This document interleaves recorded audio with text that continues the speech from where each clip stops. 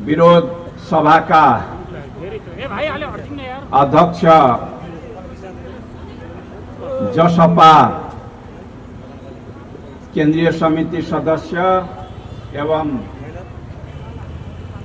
गण्डकी प्रदेश इंचार्ज गणेशमान गुरुङज्यू,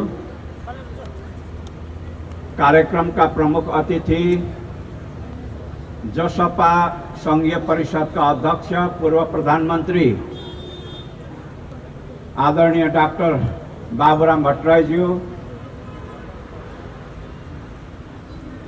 जसपा केंद्रीय कार्यकारिणी का मेरा सहकर्मी मित्र द्वय,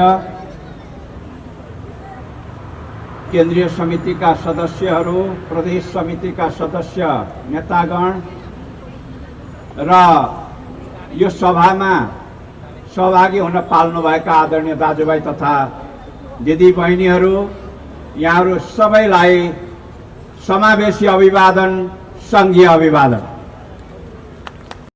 हाम्रो सोच र नयाँ खोज विभिन्न क्षेत्रसँग सम्बन्धित व्यक्ति व्यक्तित्व, प्रतिभा, स्रष्टा सर्जक, धार्मिक, सांस्कृतिक, राजनीतिक र मनोरञ्जन हरेक क्षेत्रसँग सम्बन्धित खोजी हाम्रो साथ तपाईको भन्ने उद्देश्य लिएर हामी अगाडि बढिरहेका छौं। समाजभित्र रहेका र बाहिर रहेका नयाँ नयाँ कुराहरूको खोज। यसैले खोज मिडिया युट्युब च्यानललाई सब्स्क्राइब गर्नुहोस्, साथै छेउमा रहेको बेल आइकनलाई थिची अलमा थिच्नुहोस्। धन्यवाद।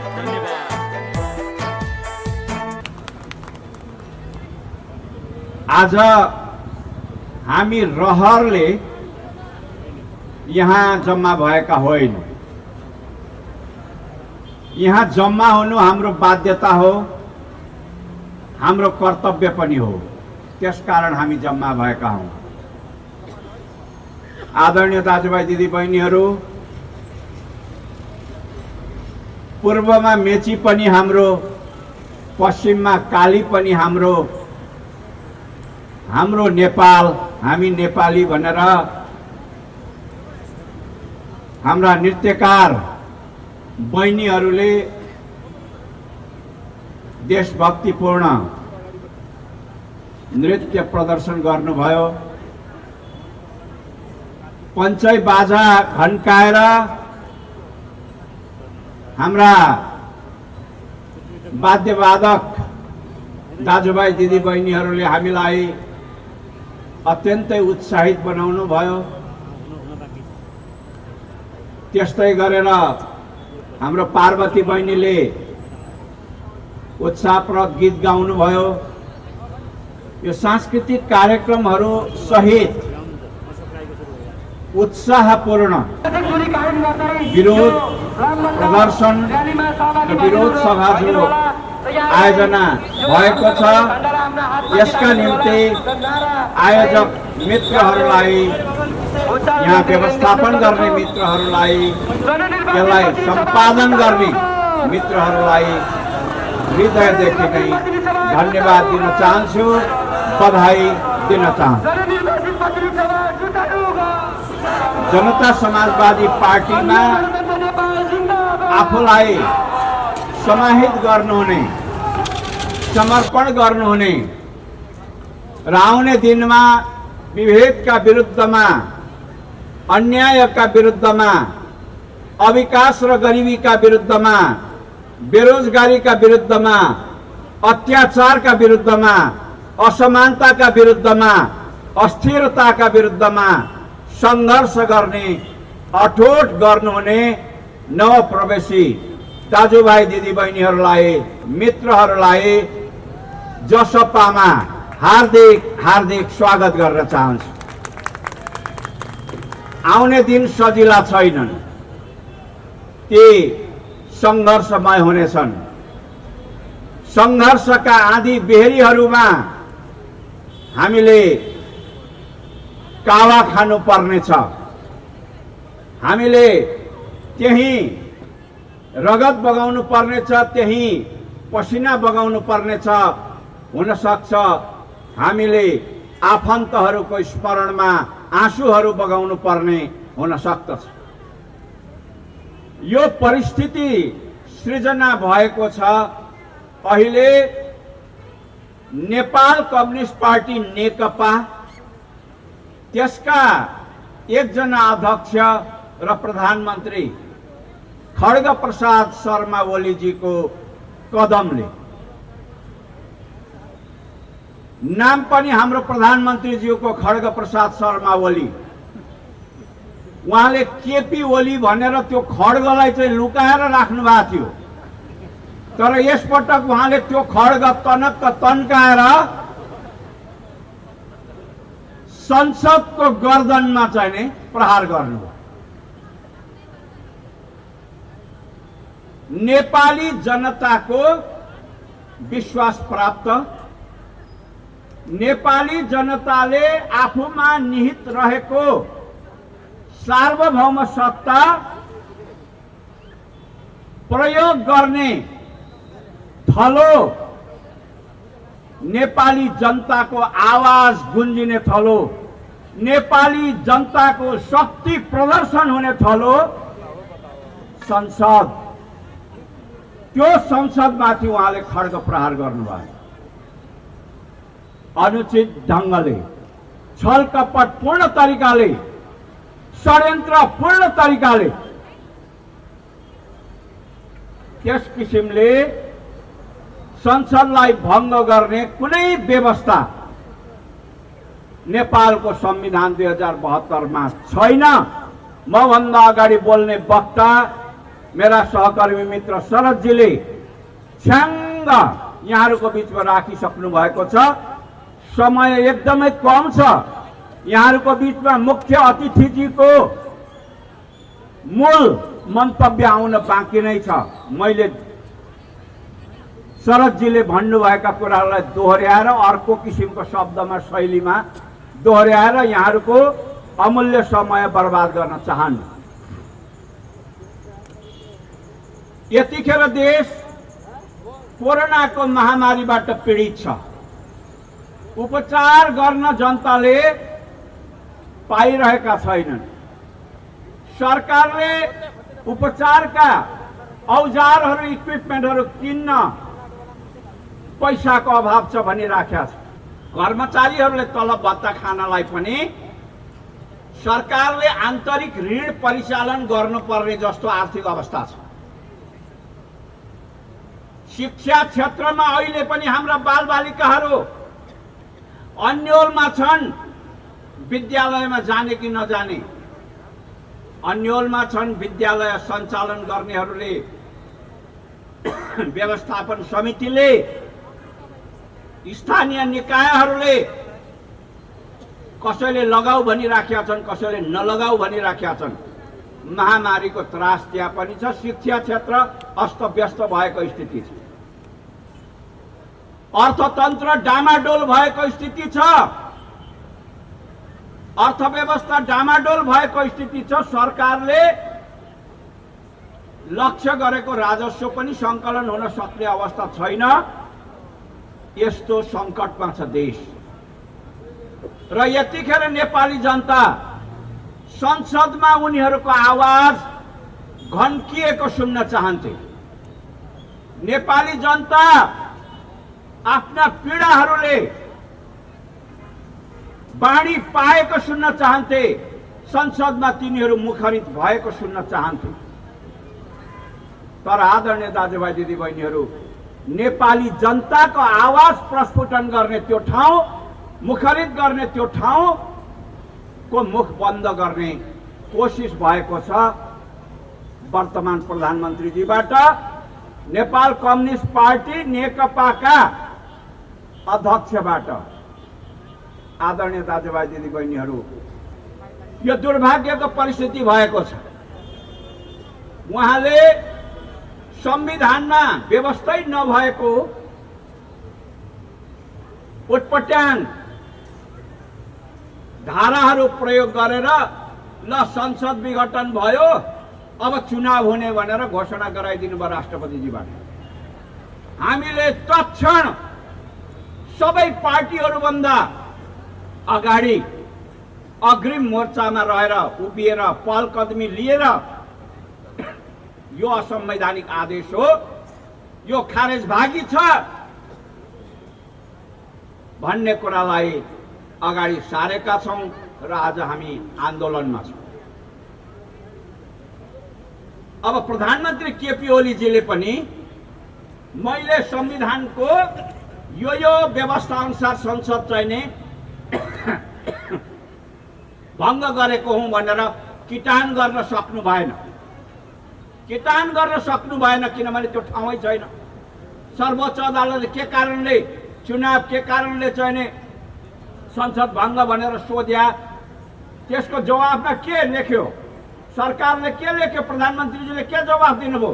यो त राजनैतिक कदम हो भाइ, यो राजनैतिक निर्णय हो। यसमा सर्वोच्च अदालतलाई चाहिँ प्रवेश गर्ने ठाउँ छैन, अधिकार छैन, हक छैन। आदरणीय प्रधानमन्त्रीजी, यहाँलाई स्वेच्छाचारी ढङ्गले यो संसद भङ्ग गर्ने विशेषाधिकार चाहिँ कसले दियो? हाम्रो प्रश्न छ। राजनैतिक निर्णय गरेर तपाई नेपाली जनताको सार्वभौम सत्ता प्रयोग गर्ने थलोलाई हत्या गर्ने। यसै कारण आदरणीय दाजुभाइ दिदीबहिनीहरू, आजको सङ्कटपूर्ण घडी उत्पन्न भएको छ। अनि प्रधानमन्त्रीजी मानौ कि साँच्चै चुनावको अभियानमा हुनुहुन्छ भने चाहिँ गरेर देशव्यापी दौडा गर्नुहुन्छ, आम सभा गर्नुहुन्छ र भन्नुहुन्छ मलाई कामै गर्न दिएनन्, मेरै पार्टीका नेताहरूले मलाई काम गर्न दिएनन् भनेर रोइराख्नु भएको छ, रुन्चे भाषण गर्दै हिँड्नु भएको छ। आदरणीय दाजुभाइ दिदीबहिनीहरू, उहाँको घरमा के खानुभयो, श्रीमतीसँग के बात मार्नुभयो, दाजुभाइसँग के झगडा गर्नुभयो, उहाँको पार्टीका नेताहरूसँग के भनाबैरी गर्नुभयो, यो सबै चिजसँग नेपाली जनतालाई के सरोकार, संसदलाई के सरोकार, हामीलाई के सरोकार? आदरणीय दाजुभाइ दिदीबहिनीहरू, उहाँका पार्टीका नेताहरूले उहाँलाई काम गर्न दिएनन् भनेर त्यसको बदला नेपाली जनतासँग लिन पाइन्छ? पाइँदैन। आदरणीय दाजुभाइ दिदीबहिनीहरू, उहाँले नेपाली जनताको सार्वभौम सत्ता एक्सरसाइज गर्ने, प्रयोग गर्ने संसदलाई भङ्ग गरेर अनि असमयमा अर्को चुनाव गराउने घोषणा गरेर पार्टीभित्रको झगडाको बदला त्यो रिस नेपाली जनतामाथि पोख्नु भएको छ। त्यसकारण खड्गप्रसाद शर्मा ओलीजी सजायको भागीदार हुनुपर्ने एउटा अपराधीको रूपमा देखा पर्नु भएको छ। कुनै बेला उहाँ नेपालको परिवर्तनको नायक पनि हुनुहुन्थ्यो होला, तर आज उहाँ खलनायकको रूपमा नेपाली जनताको सामनेमा उपस्थित हुनुभएको छ। आदरणीय दाजुभाइ तथा दिदीबहिनीहरू, यो किसिमको परिस्थितिलाई रोक्नको निम्ति शरदजीले अघि नै बताइसक्नुभयो, यो एउटा प्रवृत्ति हो केपी ओली भनेको। यो प्रवृत्तिलाई पराजित गर्नका निम्ति जनता समाजवादी पार्टी नेपाली जनताको बीचमा छ, यहाँहरूसँग साथमा छ। यहाँहरू अब नेपाली जनताहरू जनता समाजवादी पार्टीको वरिपरि गोलबन्द भएर यस खालका प्रतिगमनकारी हरकतहरूलाई परास्त गर्न जरुरी छ, पराजित गर्न जरुरी छ। आदरणीय दाजुभाइ दिदीबहिनीहरू, यो चुनावी सभाहरू जस्तो गरी आम सभा आयोजना गरेर उहाँ भाषण गर्दै हिँड्नुहुन्छ, यो राष्ट्रलाई, नेपाली जनतालाई ढाँट्ने त उहाँको चलनै छ। उहाँले त्यो सधैँभरि ढाँट्ने गर्नु नै भएको छ। त्यो ढाँट तपाईँलाई धेरै दिन छुप्नेवाला, लुक्नेवाला पनि छैन। उहाँले गएको चुनावमा धेरै आश्वासन बाँडेर ढाँट्नुभयो र झुक्क्याउनु भयो नेपाली जनतालाई। नेपाली जनताले 5 वर्ष शासन चलाउनु भनेर नेपाल कम्युनिस्ट पार्टी नेकपालाई जिम्मेवारी दिएको 3 वर्षमा फाल्दिनु भयो। 3 वर्षमा फाल्दिनु भयो त्यो जिम्मेवारी। अनि अहिले चुनावी सभा टाइपका चाहिँ सभाहरूमा गएर उहाँ भाषण गर्दै हुनुहुन्छ, भोट माग्दै हुनुहुन्छ, नेपाली जनतालाई फेरि नयाँ नयाँ झुट कुराहरू बताउँदै हुनुहुन्छ आदरणीय दाजुभाइ दिदीबहिनीहरू। यस्ता नेताहरूलाई अब फेरि नेपाली जनताले झुक्किएर भोट हाल्ने हो भने 3 वर्ष पनि चलाउँदैनन्। यस्ताले मेजोरिटी पायो भने अब आउने दिनमा 1 वर्षमा फेरि संसद फालिन्छ। स्थिति त्यो हो। त्यसकारणले आदरणीय दाजुभाइ दिदीबहिनीहरू, के सत्य हो के झुट हो भन्ने कुरा मसिनो गरी केलाउनु पर्ने अवस्था छ। एउटा उदाहरण म तपाईहरुलाई दिन्छु।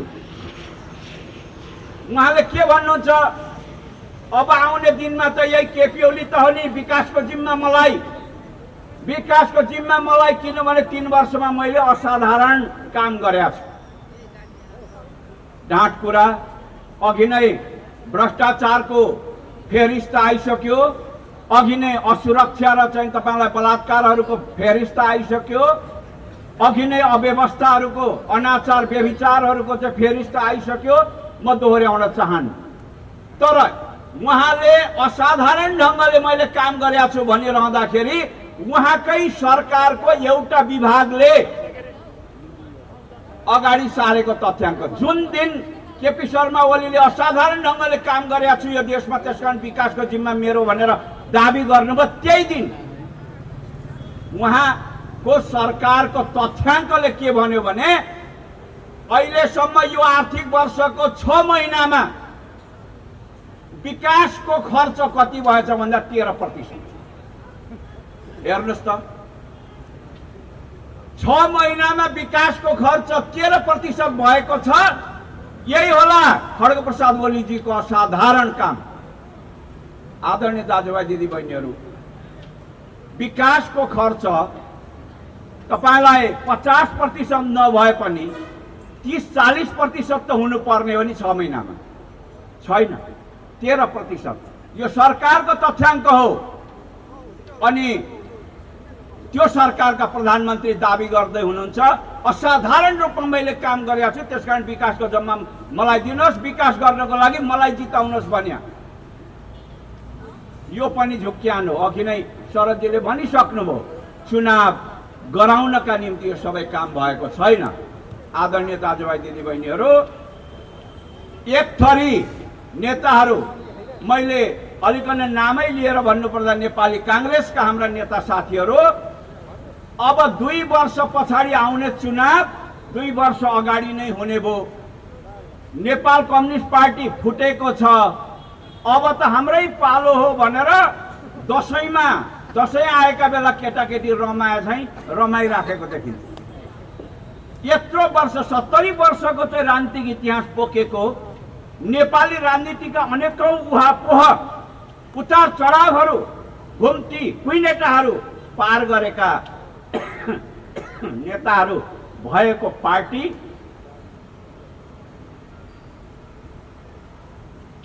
अहिले केटाकेटी जस्तो भएको देख्छु मैले। उहाँहरू रमाएर एकदम खुसी भइराख्नु भएको छ। आदरणीय दाजुभाइ दिदीबहिनीहरू, नेपाली राजनीतिको कखग पढेको मान्छेले पनि बुझ्ने सत्य के हो भने खड्ग प्रसाद शर्मा ओलीजीले यो केवल संसदलाई भङ्ग गर्नु भएको होइन, यो चाहिँ संविधानलाई उहाँले भङ्ग गर्नु भएको हो। 70 वर्ष लडेर नेपाली जनताले प्राप्त गरेको उपलब्धिलाई सिद्ध्याउनका निम्ति त्यसलाई चाहिँ विघटन गर्ने दिशामा लानु भएको। यति साधारण विश्लेषण त गर्नु पर्यो नि। अनि तपाईं दसैँ आएको बेलामा चाहिँ राम्रो नाना मिठो खाना पाइन्छ भने जसरी केटाकेटी रमाए जस्तो, अनि चुनाव आउँछ अब 6 महिनामा वैशाखमा त हामी चाहिँ चुनाव जितेर सत्ता आरोहण गरिहाल्छौँ भन्ने चाहिँ बचकाना विश्लेषणमा चाहिँ रमाउने, यही प्रमुख प्रतिपक्षको यही बचकानापन, यही कमजोरीका कारणले आदरणीय दाजुभाइ दिदीबहिनीहरू खड्ग प्रसाद शर्मा ओली प्रवृत्ति यो मुलुकमा हाबी हुन खोजिराखेको छ। त्यसकारण त्यो प्रवृत्तिलाई कडा चुनौती लिएर जनता समाजवादी पार्टी नेपाल यहाँहरूको बीचमा उपस्थित छ, नेपाली जनताको बीचमा उपस्थित छ। अब म अलिकति बिट मारेर ल्याउँछु। मैले भनिहालेँ हाम्रा आदरणीय संघीय परिषद अध्यक्षज्यूलाई समय दिनु हाम्रो कर्तव्य पनि हो।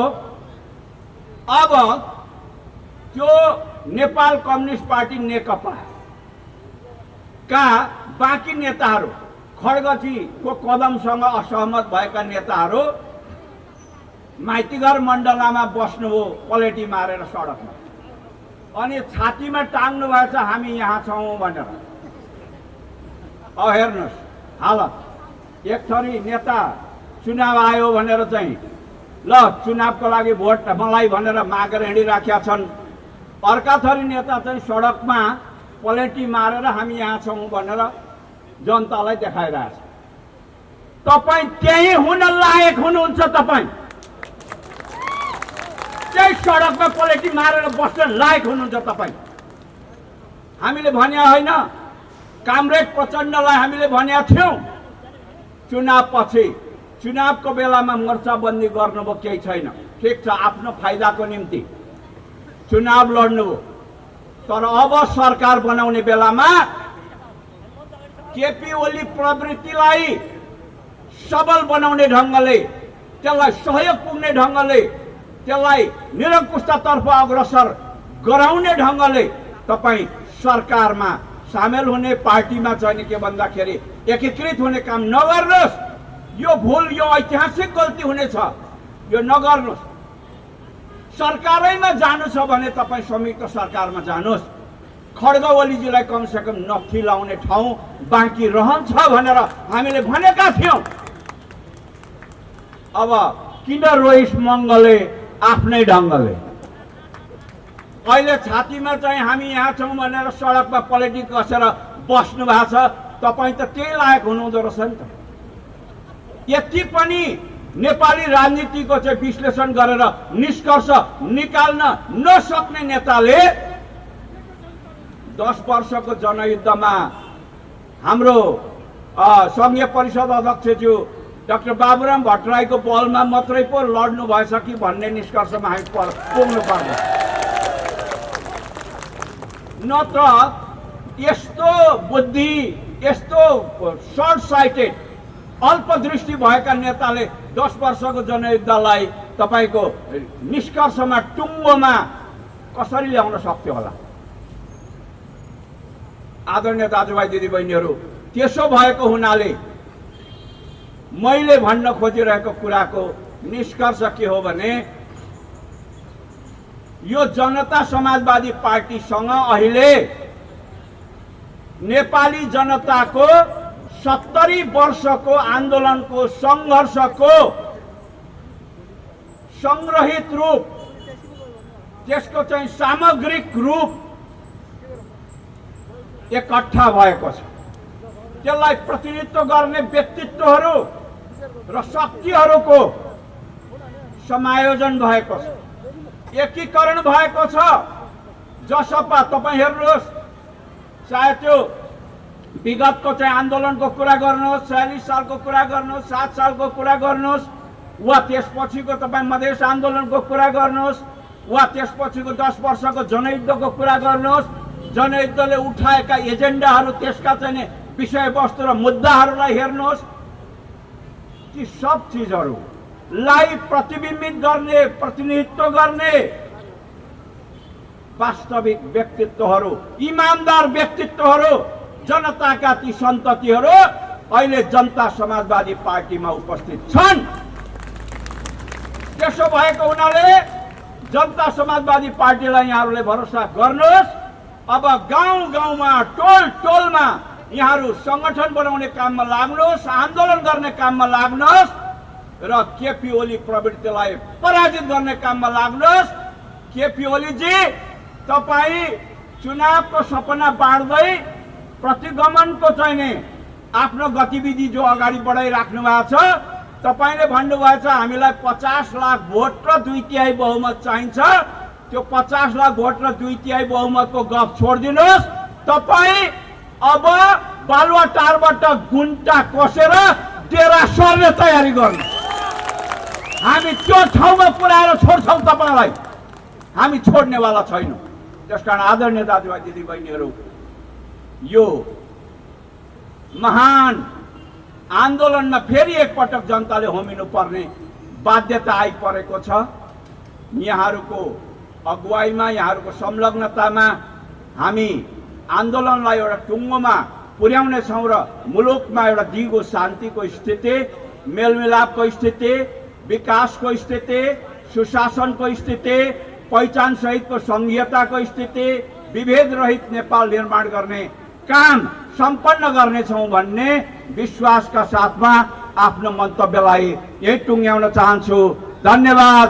जय मातृभूमि।